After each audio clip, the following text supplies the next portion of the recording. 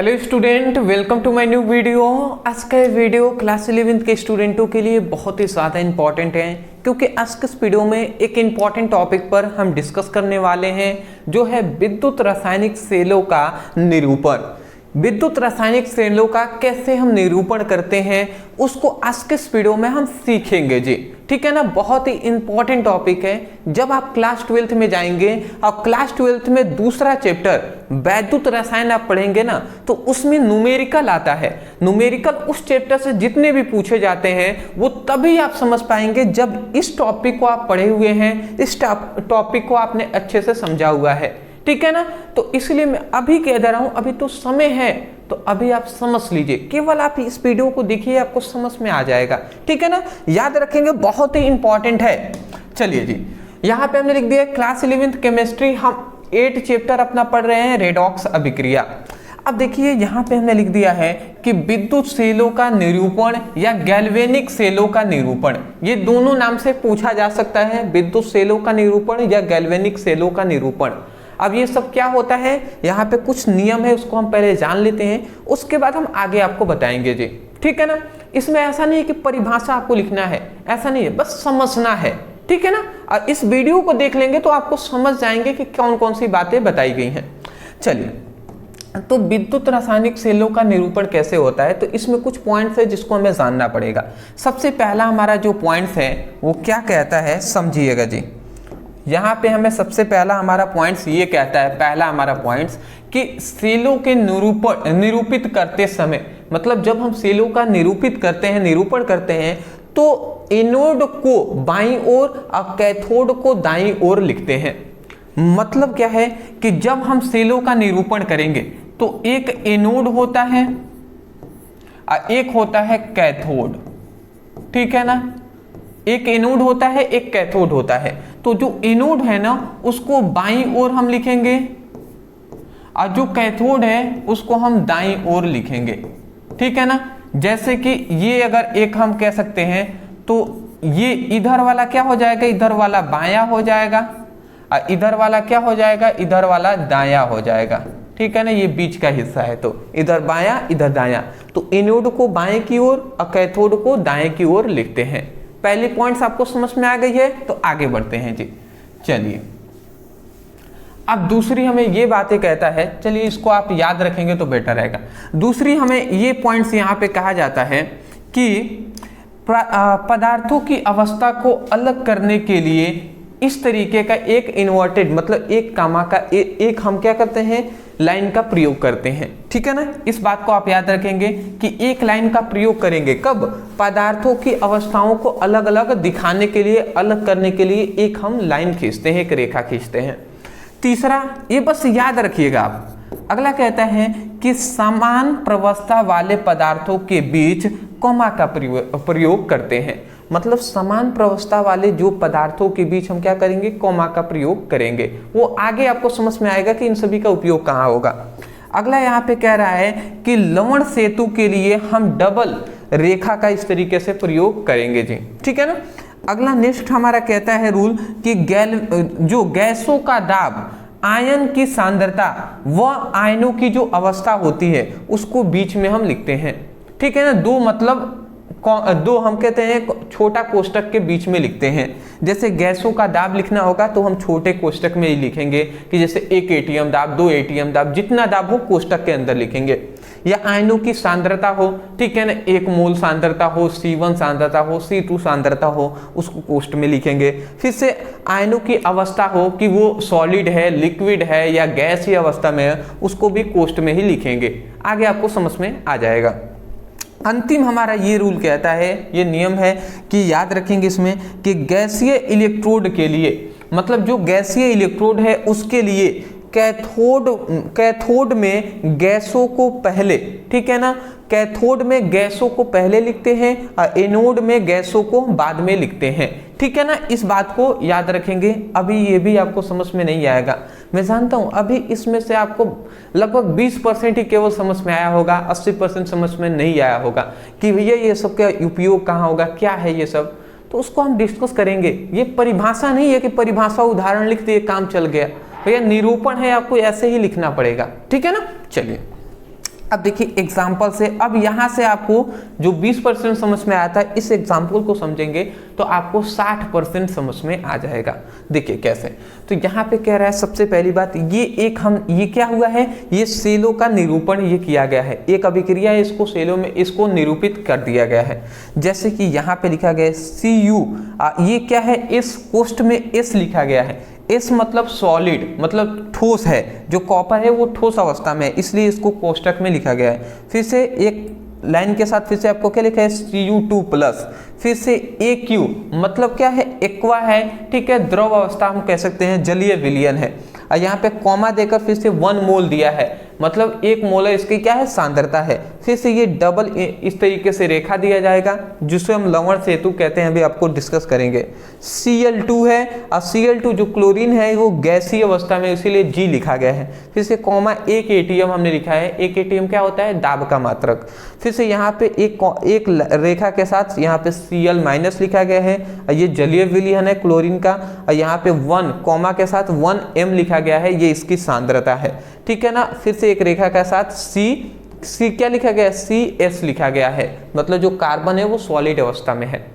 अब देखिए इसको मैं आप समझाने जा रहा हूं। देखिए सबसे पहले कहा गया कि सेलों को निरूपित करते समय एनोड को बाईं ओर और कैथोड को दाईं ओर लिखते हैं।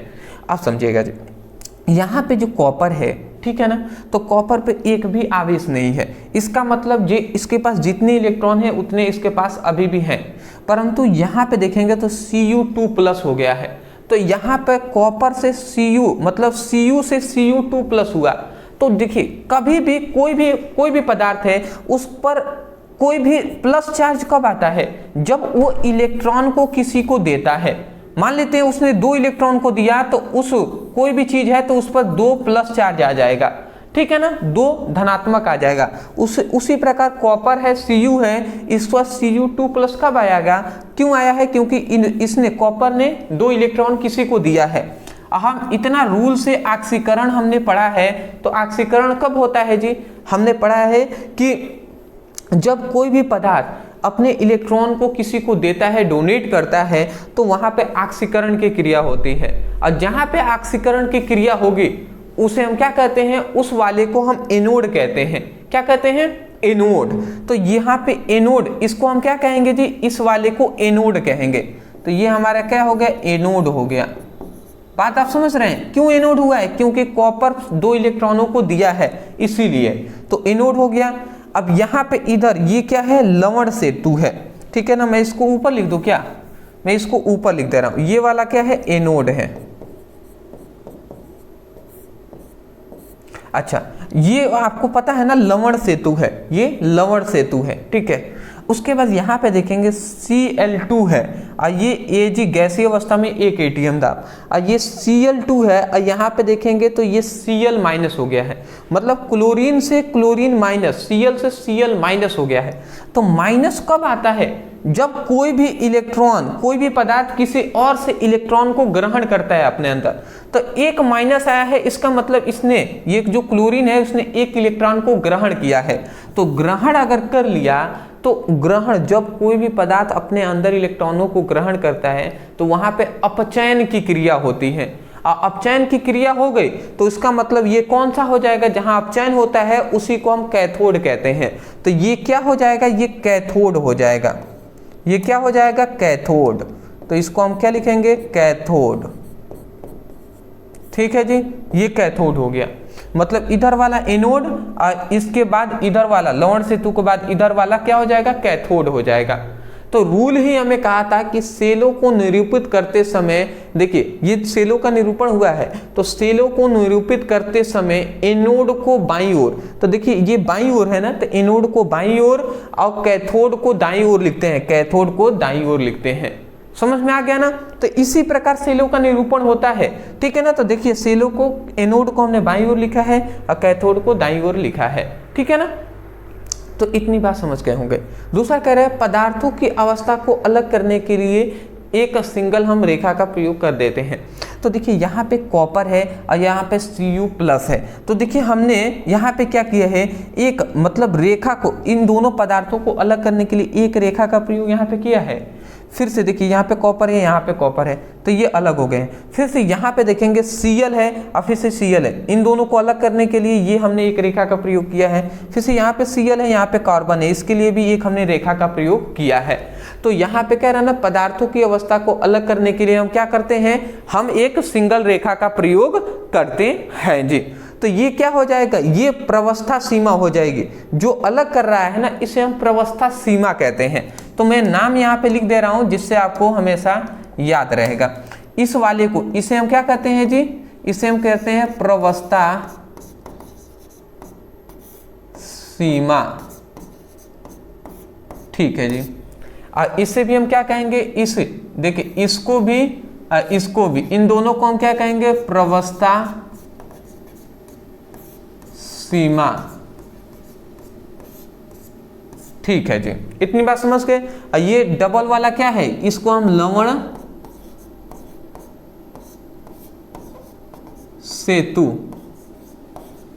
इसे हम लवण सेतु कहते हैं, ठीक है ना। इस वाले को डबल को लवण सेतु कहते हैं, क्योंकि देखिएगा लवण सेतु को डबल इन्वर्टेड से, तो डबल इन्वर्टेड वाला क्या है, लवण सेतु है। अच्छा, ऊपर वाला हमने नहीं देखा। समान प्रवस्था वाले पदार्थों के बीच कॉमा लगाते हैं। जैसे देखिए समान पदार्थों के बीच हम क्या करेंगे, कॉमा लगाएंगे। जैसे ये कॉपर है, ये भी कॉपर है, इसी का ना ये वाला कॉपर है जी। तो यहाँ पे देखेंगे तो ये जलीय विलयन है, तो जलीय विलयन की एक क्यों लिखा है, तो यहाँ पे कोष्ठ हमने कॉमा लगाया है कि नहीं, तो यही कॉमा की बात यहाँ पे कहा जा रहा है। फिर से 1 मोल एक इसकी क्या हो गई, सांद्रता हो गई, तो इनके बीच कॉमा लगा दिए। फिर से इनके बीच भी कॉमा लगा दिए, इनके बीच भी कॉमा लगा दिए हैं, तो यही कहा जा रहा है जी। अगला ये वाला तो समझ गए, लवण सेतु है, तो ये हमने यहाँ पे लिख दिया। फिर से कह रहा है कि गैसों का दाब और आयनों की सांद्रता या आयनों की अवस्था को कोष्टक में लिखते हैं। जैसे गैसों की दाब हो गया, तो गैसों की दाब, जैसे यहाँ पे अगर देखेंगे तो देखिए गैसों का दाब ही है ना, ये क्लोरीन है, इसका दाब क्या है, 1 atm है। तो देखिए इसको हमने एक कोष्टक में लिखा है कि नहीं, तो गैसों के दाब हो तो उसको हम एक कोष्टक में लिखते हैं। फिर से कह रहे हैं आयनों की सांद्रता। अब आयन की सांद्रता हो गई, जैसे यहाँ पे देखेंगे आयनों की सांद्रता, ये कॉपर आयन है, ठीक है ना, कॉपर पे 2+ है ना, तो इसकी आयन की सांद्रता क्या है, 1 मोल है। तो ये 1 मोल हमने देखिए कोष्ठ में ही लिखा है कि नहीं, कोष्ठ में, तो वही कहा जा रहा है कि कोष्ठ में लिखेंगे। फिर से आयनों की जो अवस्था होती है उसको भी कोष्ठ में ही लिखा जाता है। जैसे कि यहाँ पे देखिए AQ लिखा गया है, जलीय विलयन है, तो इसको भी कोष्ठ में लिखा है। देखिए यहाँ पे भी कोष्ठ में लिखा है S, इसका मतलब ये कॉपर क्या है, सॉलिड अवस्था में, ठोस अवस्था में, इसे कोष्ठ में लिखा है। फिर से इधर भी देख सकते हैं, इसको हमने जलीय विलयन है तो AQ को कोष्ठ में लिखा है, ये ठोस अवस्था में है तो इसलिए हमने यहाँ पे S में कोष्ठ में लिखा हुआ है। तो मैं आशा करता हूं कि आपको समझ में आ गया होगा। उसके बाद अब अंतिम में हमारा ये कहता है कि गैसीय इलेक्ट्रोडों के लिए कैथोड में गैसों को पहले और एनोड में गैसों को बाद में लिखते हैं।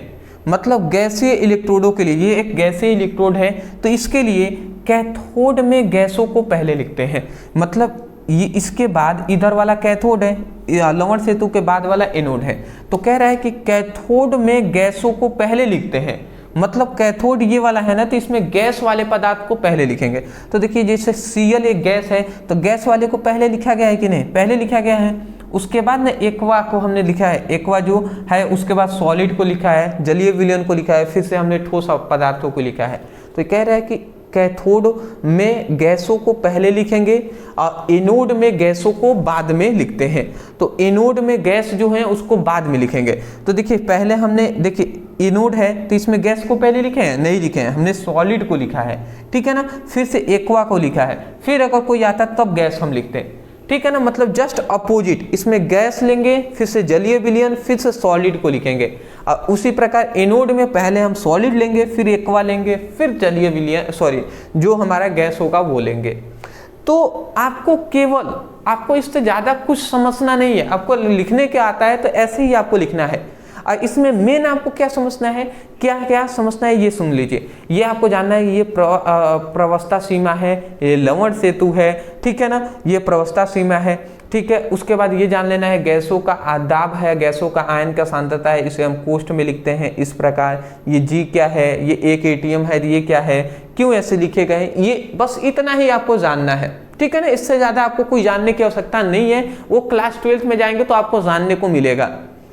समझ रहे हैं ना, टेंशन नहीं लेना है कि भैया हमें तो कुछ समझ में नहीं आया कि परिभाषा नहीं, भैया परिभाषा थोड़ी ना है, निरूपण है, ठीक है। अभी स्क्रीनशॉट करने का ऑप्शन देंगे। यहाँ पे थोड़ा एग्जाम्पल हमने ले लिया है, समझ जाते हैं। देखिए जैसे हमने एक एग्जाम्पल लिया है डेनियल सेल के निरूपण का, तो डेनियल सेल का निरूपण होता है, तो देखिए कैसे, जैसे डेनियल सेल का एक ऐसे हमने लिख दिया, डेनियल सेल का जैसे यहाँ पे निरूपण हो गया, जैसे जिंक है तो जिंक Zn2+, और ये हमारा ये C क्या है, सांद्रता है, तो C1 हमने लिख दिया, मतलब जिंक की सांद्रता क्या है, C1 है, तो ये हमने लिख दिया। फिर से यहाँ पे Cu2+ है और ये इसकी सांद्रता है, देखिए यहाँ पे C2 है और ये C+ है, ठीक है ना। अब देखिए यहाँ पे हम अगर देखें तो इसको या तो हम ऐसे लिख सकते हैं सेलों के निरूपण में, या इसी को हम इस रूप में भी लिख सकते हैं। जैसे जिंक को पहले हमने सॉलिड लिखा, फिर से यहाँ पे ऐसे Zn2+ लिख दिया, फिर से हम यहाँ पे एक्वा, जैसे पहले सॉलिड होता है, इसी का ना जब आयन हो जाता है तो वो जलीय विलयन होगा, तो एक्वा लिखकर ये Cn लिख दिए। फिर से यहाँ पे देखिए ये आयन है, ठीक है ना, तो हमने लिख दिया कि Cu2+, और जो आयन होता है उसको हम एक्वा में लेते हैं, जैसे ये आयन था तो इसको एक्वा में लिया, जलीय विलयन, तो ये भी जलीय विलयन, सांद्रता C2 है तो C2 लिख दिया। और कॉपर जो होता है वो ठोस अवस्था में होता है, तो ठोस अवस्था में साइड लिख दिया। तो ये दोनों या तो आप इस रूप में लिखे या इस रूप में, दोनों बात सही है, एक भी दोनों में से आप किसी प्रकार भी लिख सकते हैं। जैसे एक एग्जाम्पल से मैं अगर आपको समझाऊं तो माना एक सेल अभिक्रिया निम्नलिखित है, जैसे मान लेते हैं एक सेल अभिक्रिया है इस प्रकार, ये निम्नलिखित इस प्रकार है, जैसे Zn सॉलिड है, फिर से 2AgCl- सॉलिड है, इस कल्टू में क्या है 2Ag सॉलिड है, और फिर से Zn2+ एक्वा है और 2Cl- एक्वा है। तो अगर हम इसको क्या करें, हम मतलब इसका अगर हम सेलों का निरूपण करें, ये एक सेल अभिक्रिया है, इसका अगर हम निरूपण करते हैं तो कैसे लिख सकते हैं, तो इसको दो प्रकार से लिख सकते हैं, चाहे तो आप इस प्रकार लिखें, चाहे तो आप इस प्रकार लिखें। जैसे पहला मैं बता दे रहा हूँ, देखिए ये जिंक है, तो जिंक कैसे बदला है जी, तो देखेंगे यहाँ पे Zn2+ में और Cl- में, देखिए यहाँ पे अगर आप देखें तो जिंक है, तो जिंक जो है तो Zn2+ और Cl जुड़ जाता है, तो इसलिए तो यहाँ पे देखिए जिंक है ना, तो Zn हमने लिखा है, फिर से एक पदार्थ ये हो गया, तो एक हम रेखा खींचेंगे, हमने बताया ना प्रवस्था सीमा है, तो प्रवस्था सीमा हम दिखाएंगे। फिर से दूसरा Zn और Cl2, तो ZnCl2 हमने लिख दिया। और देखिए ये जिंक जो सॉलिड है तो सॉलिड में लिखा है, और ZnCl2 आप लिखना चाहें, देखिए आयन होता तो हम एक्वा लिखते हैं, नहीं है तो कोई नहीं लिखेंगे, आप लिख भी सकते हैं, नहीं भी लिखेंगे तो चलेगा। और यहाँ पे C1 क्यों लिखा है हमने, क्योंकि इन दोनों का जो सांद्रता होगा इसको हमने C1 मान लेंगे, ठीक है ना। और ये लवण सेतु है तो लवण सेतु हमने लिख दिया। फिर से हम दूसरा आते हैं, 2AgCl है, तो देखिए यहाँ पे 2AgCl है, तो इसको हम Ag से तुलना कर देंगे, तो AgCl को एक प्रक्षिप्त प्रवस्था देंगे और Ag हमने यहाँ पे लिख दिया, ये सॉलिड में है, सॉलिड में ये भी, ये इसकी सांद्रता हमने C2 लिख दिया है, ठीक है ना, क्योंकि इसका C1 है तो इसका C2 हो जाएगा। तो ये है जी, चाहे तो आप इस प्रकार लिख लें या आप इस प्रकार भी लिख सकते हैं। जैसे जिंक है, ये ज़्यादा इजी रहेगा, ये वाला लाइन, जैसे जिंक है Zn ठोस अवस्था में है तो हमने यहाँ पे लिख दिया है, जैसे जिंक है ठोस अवस्था में, तो Zn जिंक को हमने ठोस अवस्था में लिख दिया। और जिंक की तुलना हम जिंक से यहाँ से कर देंगे, Zn2+ आयन है तो Zn2+ एक्वा, देखिए एक्वा अवस्था में है, जलीय विलयन में तो जलीय विलयन में। और सांद्रता हम दे देंगे, आप 1 मोल भी मान सकते हैं, हमने C1 मान लिया, तो C1 मानकर फिर से हमने लवण सेतु एक लगा दिया। फिर से आप दूसरे पदार्थ पे आएंगे तो 2AgCl है, तो हम सिंपल वे में यहाँ से Ag को हम देख लेंगे, केवल Ag को लेंगे। तो यहाँ पे देखिए क्यों हमने Ag को लिया, क्योंकि इधर Ag है तो इधर भी Ag है, ठीक है ना, तो इसीलिए बस हमने Ag+, जैसे Ag+ हमने क्यों लिया, क्योंकि ये 2AgCl है, तो इसका मतलब ये Ag+ है, ये माइनस है, ठीक है ना। तो हमने प्लस वाले को क्यों लिया, क्योंकि देखिए ये प्लस है इस पर और इस पर एक भी नहीं है, तो प्लस होता है जब कोई इलेक्ट्रॉन किसी को देता है और इस पर एक भी प्लस नहीं है, तो इसका मतलब जो इलेक्ट्रॉन इसने दिया था किसी को तभी तो प्लस आया था ना, तो वो किसी फिर से ले लिया है, इसलिए इस पर प्लस नहीं है।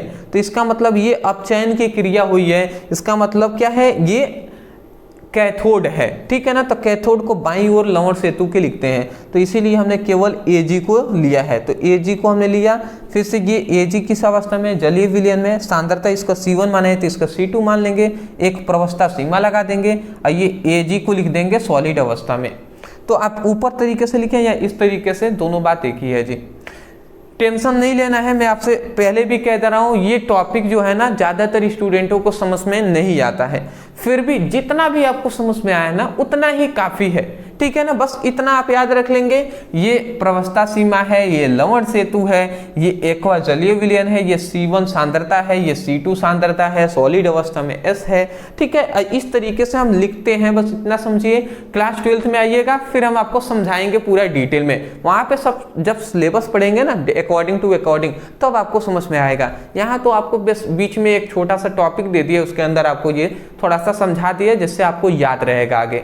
अदरवाइज वीडियो पसंद आए तो वीडियो को लाइक करने के साथ साथ चैनल पर नए होंगे ना सब्सक्राइब कर दीजिएगा, क्योंकि आपके सपोर्ट की बहुत ज़्यादा ज़रूरत है। तो मिलते हैं एक नए टॉपिक के साथ एक नए वीडियो में। Thank you so much for watching this video. Thank you.